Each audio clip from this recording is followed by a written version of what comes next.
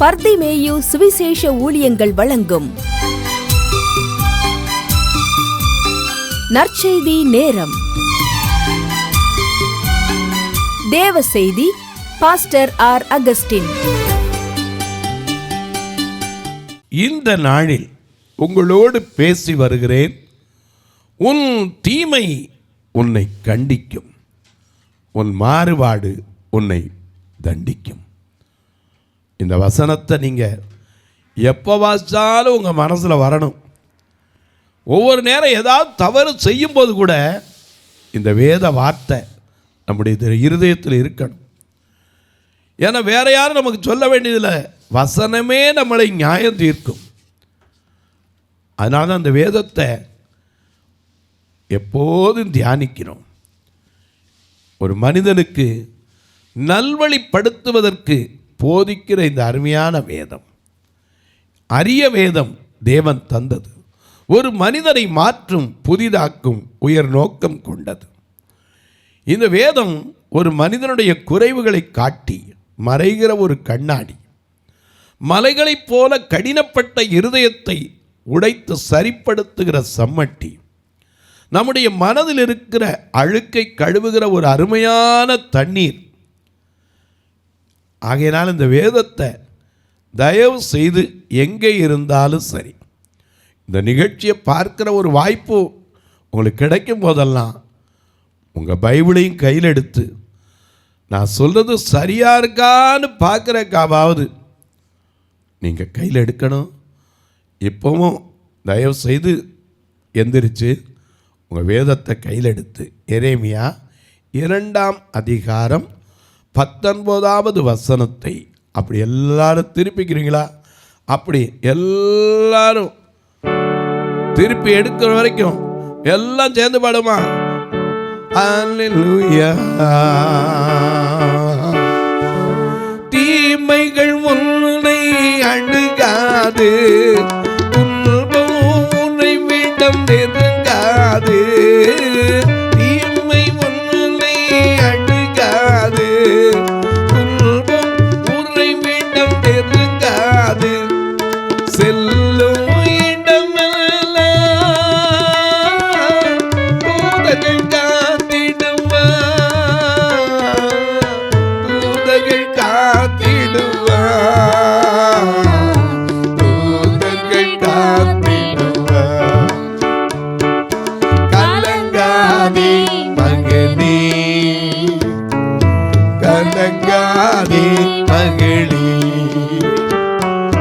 கலங்காதே மகளே, கலங்காதே மகளே, கல்வலையா கிறிஸ்து கைவிடவே மாட்டார், கைவிடவே மாட்டார், கைவிடவே மாட்டார். கலங்காதே மகளே, கலங்காதே மகளே,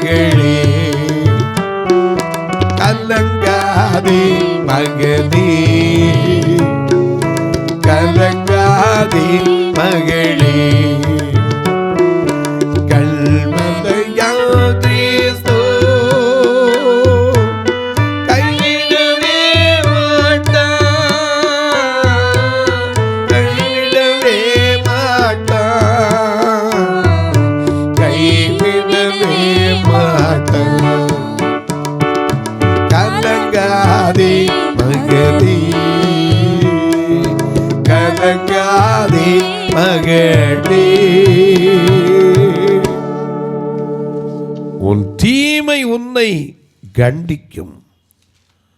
நாம தெரியாம செய்யலாம். எனக்கு அன்பான எவ்வளவு பெரிய மனுஷரையும் கண்டிக்குங்க, மறந்துடாதீங்க. மோசே ஒரு சமயத்தில் வெளியே நடந்து வருகிறான். நடந்து வரும்போது 2 பேர் சண்டையிட்டு கொண்டிருக்கிறாங்க. ஒரு எபிரேயன் ஒரு எகிப்தியன் என்ன செய்யறான்?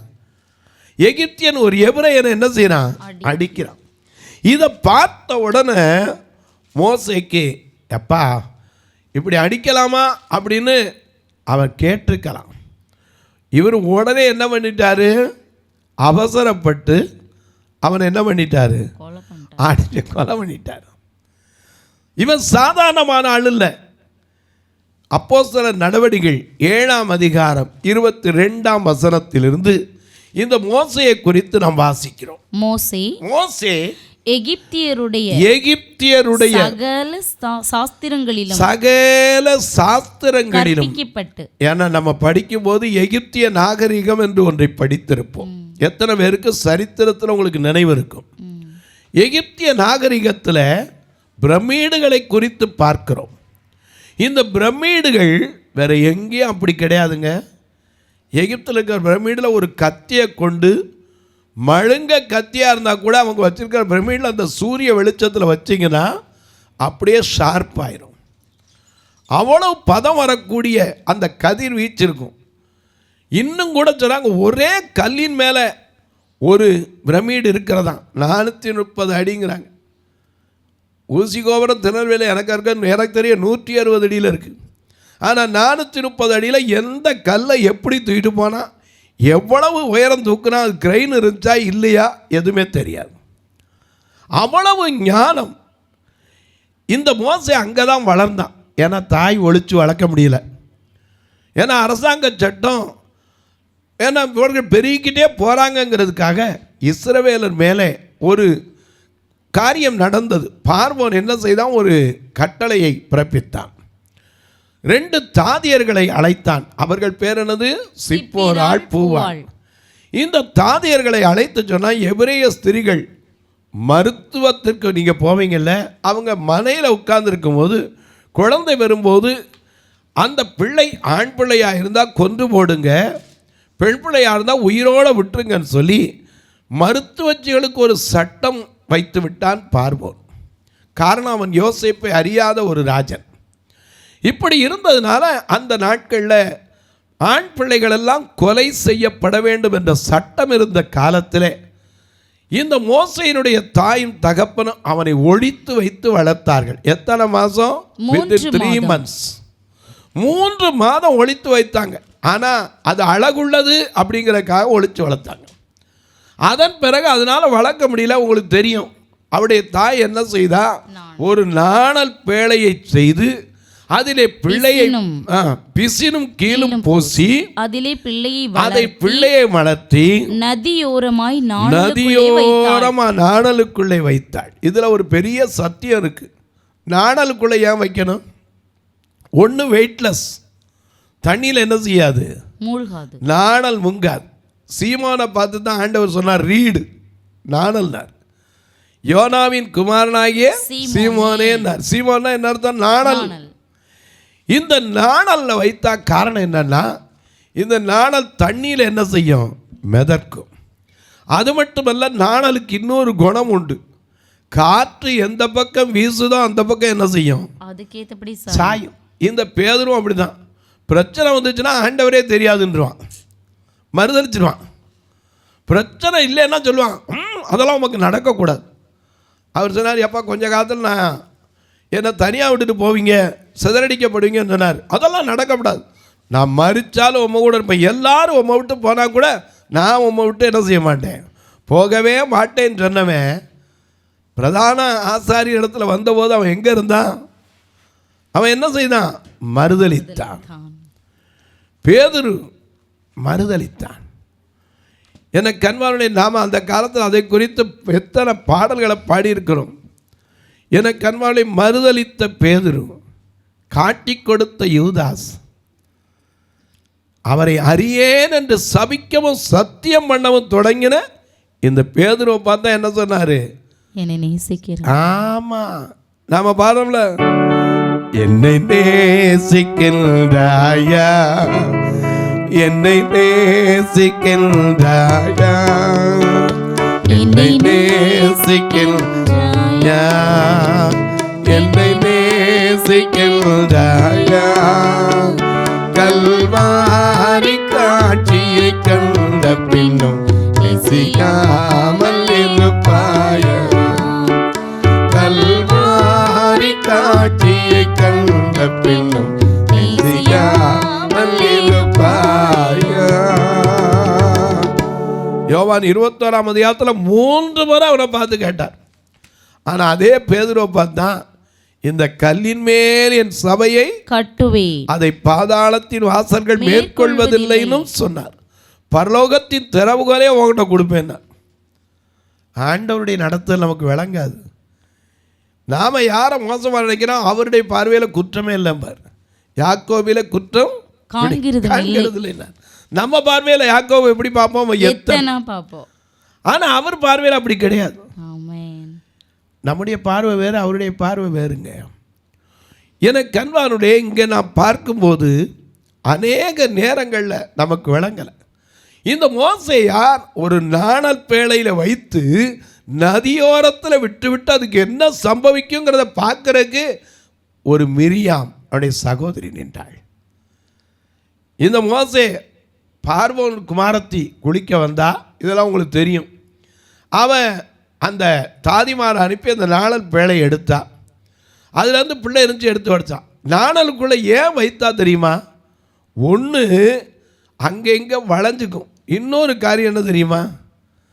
நாணலில் வருங்காலத்தில் பல பிரச்சனைகள் வரும்போதும் நீ வளைந்து கொடுக்கவும் கற்றுக்கொள்ள வேண்டும் என்பதை போதிப்பதற்கு தேவன் அதை அனுமதித்தார். அலிகாரிக்கல் ரெஃபரன்ஸ், இன்னர் மீனிங். ஏன்னா நம்ம நடத்து வந்த பாதைகள் நமக்கு தெரியாது. எப்படி இருக்கும்? நான் கடந்து வந்த பாதைகள் கரண்டு மேடுகள், நான் நடந்து வந்த பாதைகள் பொற்கள் மேடுகள், நான் கடந்து வந்த பாதைகள் கரண்டு மேடுகள், நான் நடந்து வந்த பாதைகள் பொற்கள் மேடுகள். நடக்க முடியல டாடி, நடக்க முடியல, நடக்க முடியல டாடி, நடக்க முடியல. தாங்கிக் கொள்ளுங்க, கரத்தில் ஏந்தி கொள்ளுங்க, தாங்கிக் கொள்ளுங்க, கரத்தில் ஏந்தி கொள்ளுங்க. நான் கடந்து வந்த பாதைகள் கரடு மேடுகள், நான் நடந்து வந்த பாதைகள் பொற்கள் மேடுகள், நான் கடந்து வந்த பாதைகள் கரடு மேடுகள், நான் நடந்து வந்த பாதைகள் பொற்கள் மேடுகள்.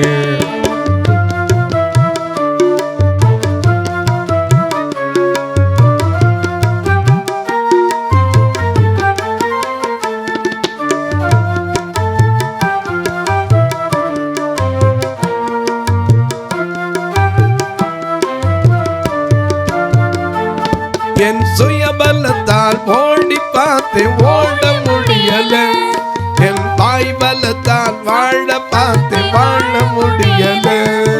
என் சுயபலத்தால் ஓடி பார்த்து ஓட முடியல, என் கால் பலத்தால் கடக்க பார்த்து நடக்க முடியல. என் வாய் பலத்தால் வாழ பார்த்து எதுவும் நடக்கல, என் பணபலத்தால் சாதிக்க பார்த்து எதுவும் முடியல. நடக்க முடியல டாடி, நடக்க முடியல, நடக்க முடியல டாடி, நடக்க முடியல. தாங்கிக் கொள்ளுங்க, கரத்தில் ஏந்தி கொள்ளுங்க, தாங்கிக் கொள்ளுங்க, கரத்தில் ஏந்தி கொள்ளுங்க. நான் கடந்து வந்த பாதைகள் கரடு மேடுகள், நான் கடந்து வந்த பாதைகள் பொற்கள் மேடுகள். நல்லா கவனிங்க, இவனை நடத்தி வந்த விதம் எவ்வளோ அற்புதம். எவன் அழிக்கணும்னு நினைச்சானோ அதே இடத்துல வச்சு வளர்த்தார். அது மட்டுமல்ல, வளர்த்தது மட்டுமல்ல, எகிப்தில் உள்ள அப்போஸ்தலர் 7:22 வாசிக்கிறோம், மோசே எகிப்தில் உள்ள சகல சாஸ்திரங்களிலும் கற்பிக்கப்பட்டு வாக்கிலும் செய்கையிலும் வல்லவனானான். இதுதான் நம்ம கொஞ்சம் புத்தி வந்துருச்சுன்னா நம்ம புத்தி இருக்க விடாது. குரங்கு புத்தி எதையாவது செய்ய சொல்லும். வாக்கிலும் வல்லவனானான். அது மட்டுமல்ல, வாசிங்க, அவனுக்கு 40 வயதான போது 40 வயதான போது இஸ்ரவேல் புத்திரராகிய தன்னுடைய சகோதரரை கண்டு சந்திக்கும்படி அவனுடைய இருதயத்தில் எண்ணம் உண்டாயிற்று. ஏன்னா வேதம் சொல்லுது 1 பேதுரு 5:6, ஏற்ற காலம் வரும் வரைக்கும் அவருடைய பலத்த காலத்துக்குள்ள இருக்கணும். இதை மறந்துட்டார். யாரு? மோசே. அவசரப்பட்டு தானா தீர்மானம் எடுத்துடக்கூடாது. இப்போ எந்த காரியத்தை நாம செய்ய நினைச்சாலும் ஆண்டவர்கிட்ட வைக்கணும். நாம பாடுவோம், என்ன பாடுவோம்? எல்லாம் பாடுவோம். எங்கே நான் போக உம் சித்தமோ அங்கே நான் செல்லிடுவே. எங்கே நான் போக உம் சித்தமோ அங்கே நான் செல்லிடுவே. உன் நாமத்தில் ஜெயம் எடுப்பேன், உன் நாமத்தில் ஜெயம் எடுப்பேன். நாதா உன் திருக்கரத்தில் இசை கருவேன், நாள்தோறும் பயன்படுத்தும் உங்கள் சித்தம்.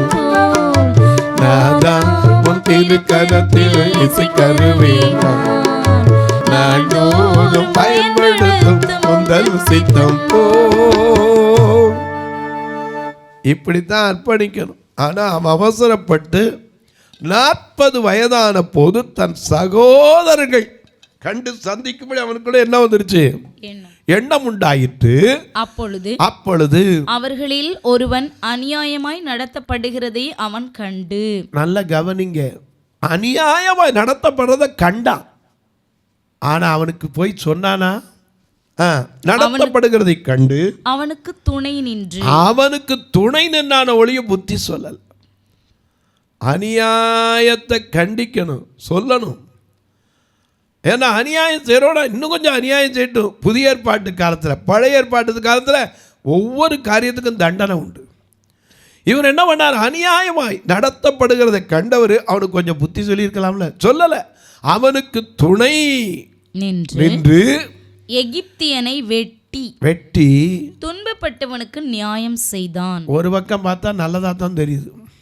ஆனா ரத்தத்தை சிந்துவதை கர்த்தர் என்ன செய்யல? விரும்பவே கிடையாது. ஆட்டு ரத்தம், கோழி ரத்தம் கூட கர்த்தருக்கு என்ன கிடையாது? பிரியம் கிடையாது. ஆனா ரத்தம் சிந்துதல் இல்லாமல் பாவ மன்னிப்பு என்ன செய்யாது? கிடையாது. அப்ப ரத்தம் சிந்தி நம்மை மீட்பதற்கு தம்முடைய சொந்த ரத்தத்தை தான் சிந்தினார். நாம பாடுறோம்ல, பாய்ந்து வந்தேன் நின்ற தமே சான்றோர் கண்டு களைக்கலமே. பாய்ந்து வந்தேன் நின்ற தமே சான்றோர் கண்டு களைக்கலமே. பாவிகள் நேசர் பாவியல்லை, கோவிக்கழு நீரல்லை. பாவிகள் நேசர் பாவியல்லை, கோவிக்கழு நீரல்லை. உங்கத்தமே சுத்தம் செய்யுமே. உங்கத்தமே என் பாலமே, உங்கத்தமே என் பாலமே.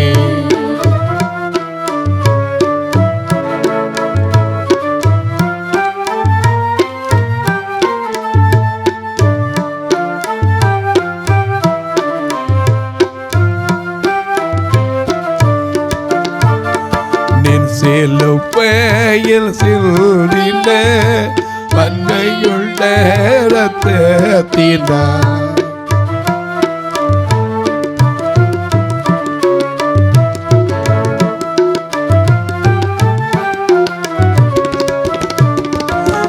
சிலுவையில் சிந்தின மன்னையுள்ள ரத்தத்தினார் என் பாபத்தை பரிகரித்தே அன்புள்ள தேவ போத்திரம்.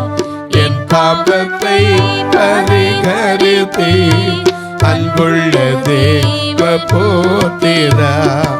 உங்கத்தமே உங்கத்தமே சுத்தம் செய்யுமே. உங்கத்தமே என் பானமே. உங்கத்தமே என் பானமே. எனக்கு அன்பான, ரத்தம் சிந்துதல் இல்லாமல் பாவ மன்னிப்பு கிடையாது. ஆனால் நம்ம ரத்தம் சிந்துறதுக்கு என்ன கிடையாது? பழிக்கு பழி வாங்கிறதும் கர்த்தர் வெறுக்கிறார். பதிலுக்கு பதில் செய்கிறது அவர் பொறுப்பு. அதனால தான் சொல்லியிருக்கார், நீங்கள் பழிக்கு பழி வாங்காமலும் பதிலுக்கு பதில் செய்யாமலும். அவர்கிட்ட விட்டுறணும். நீதி யாரு? அவர் தான் நியாயாதிபதி. அவர்கிட்ட கொடுப்பார். இவன் அவசரப்பட்டு ஒருத்தனை கொலை பண்ணி என்ன செஞ்சிட்டாரு? துன்பப்பட்டவனுக்கு நியாயம் செய்த மாதிரி தான் தெரிஞ்சு. ஆனா தன்னுடைய கையினாலே தேவன் தங்களுக்கு ரட்சிப்பை தருவார் என்பது. இதுதான் தப்பு. ரட்சிப்பு யாருடையது? கர்த்தருடையது. ஆமா, மறந்துடக்கூடாது. அவருடைய நாமமே அல்லாமல் ரட்சிப்பு. ஏன்னா வேற நாமம், உம்முடைய நாமம் அல்லாமல் ரட்சிக்க வேற நாமம் கிடையாதுங்க. அநேக நேரம் அவசரப்பட்டு நம்மகிட்ட ஒண்ணுமே கிடையாது. அவர் நாமம், ஏன்னா அவர் நாமம் சொல்றாரு, உம் நாமம் பாடணுமே ராஜா, உம்மையை துதிக்கணுமே, உம்மை போல் மாறணுமே. உம் நாமம் பாடணுமே ராஜா, உம்மையை துதிக்கணுமே, உம்மை போல் மாறணுமே. அவருடைய நாமம் வானோர் பூதலத்தோர் பூமியின் கீழானோர் எல்லா நாமத்திற்கு மேலான நாமம் அவருக்கு. இவர் அவசரப்பட்டு என்ன செஞ்சிட்டாரு? தேவன் தங்களுக்கு ரட்சிப்பை தருவார்னு சென்று நினைச்சதுனால ஒருத்தனை கொன்னு விட்டு புதைச்சிட்டே போயிட்டார். இந்த தீமை விட்டுச்சா? கண்டிச்சிச்சு. தொலைக்காட்சியில் பார்க்கிற என் அன்பு மக்களே, இந்த நிகழ்ச்சியை நாள்தோறும் பார்க்குறீங்க, கேட்குறீங்க, பரவசம் அடைகிறீங்க. ரொம்ப நல்லது. ஏதோ பெரிய பைபிளில் எல்லாரும் சொல்லாத நான் சொல்லிடலை. ஆனால் எல்லாரும் லேப்டாப்பும் கம்ப்யூட்டரும் சொல்லப்போனால் பைபிளை வச்சுக்கிட்டு சொல்லுவாங்க.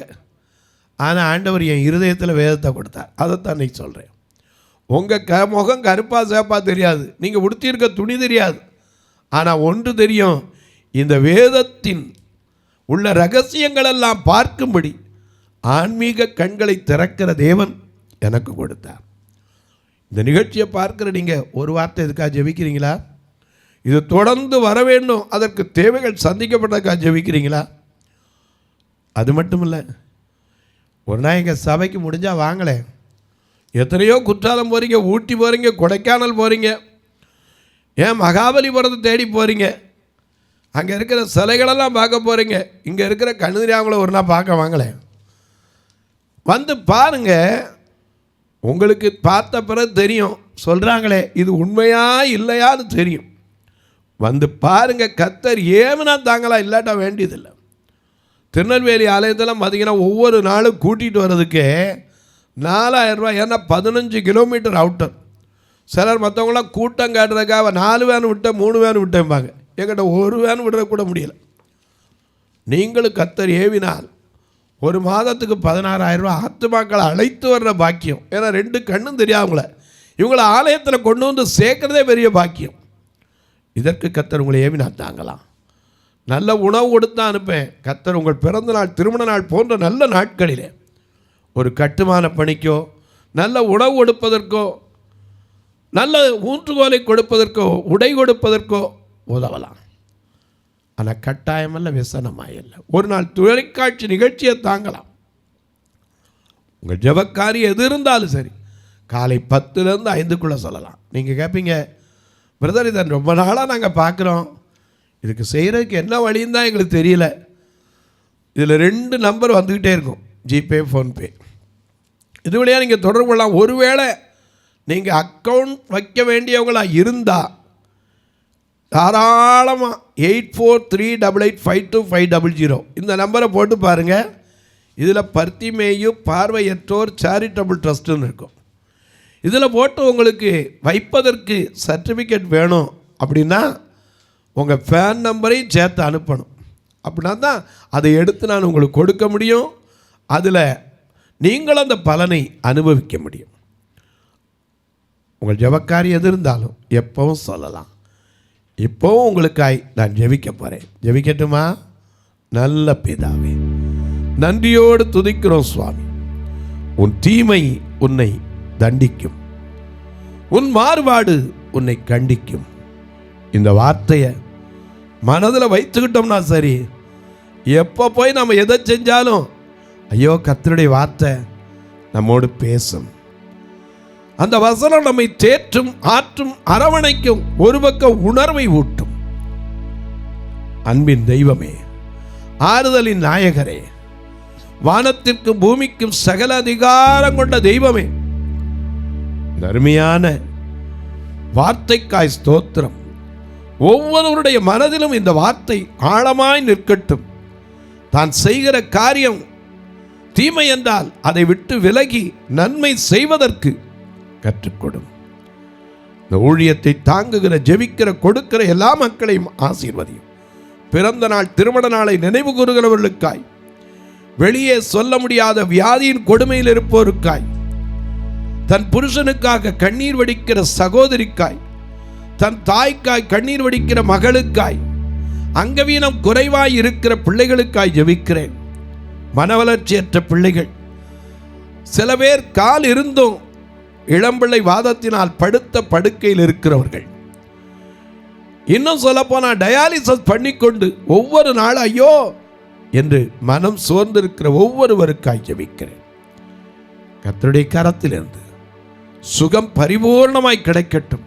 எரேமியா 33:6 படி, நான் அவர்களுக்கு சௌக்கியமும் ஆரோக்கியமும் வரப்பண்ணி நான் அவர்களை குணமாக்கி பரிபூரண சமாதானத்தை தருவேன் என்றீரே, அந்த வார்த்தை உறுதிப்படட்டும். வானத்திற்கும் பூமிக்கும் சகல அதிகாரம் கொண்ட இயேசு கிறிஸ்துவின் ஈடு இணையற்ற வல்லமையான நாமத்தில் ஜெபிக்கிறேன் நல்ல பிதாவே, ஆமென். சபை ஆராதனை ஞாயிறு காலை 10 மணி முதல் 12 மணி வரை. இடம் பர்திமேயு சுவிசேஷ ஆலயம், அன்னை சத்யா நகர், இளமனூர் அஞ்சல், சக்கிமங்கலம் வழி, மதுரை மாவட்டம்.